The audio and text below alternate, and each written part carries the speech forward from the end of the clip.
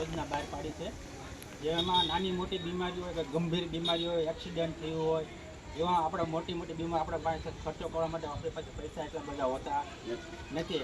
અને ડૉક્ટર શું કે કાંઈ નક્કી નહીં, કેટલો ખર્ચો થાય કાંઈ નક્કી નહીં, પણ સરકાર આપણાના આ આયુષ્યમાન કાર્ડ યોજના એટલા માટે બહાર પાડી છે કે 10 લાખ સુધીની તમને સહાય મળી શકે. અને કોઈ બી નાનો ગરીબ વ્યક્તિ હોય ને એ આમાંથી એનો જાન બચાવી શકે, એને લાભ લઈ શકે.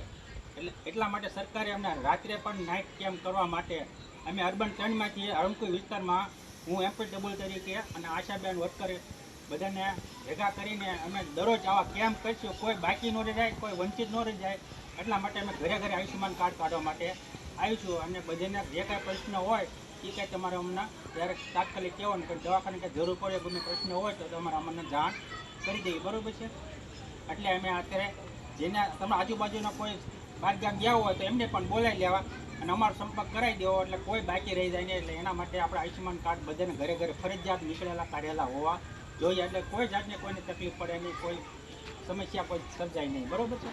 એના માટે આપણે આયુષ્યમાન કાર્ડ કાઢવાના. અને અમારો ભાઈ બના સાળંગપુર છે, એ તમારા મોબાઈલમાં ઓલું કાર્ડ નહીં નાખી દે હાલે તો ઈ આજે જોઈને ફોટા પાડવા પડે ને ફોટા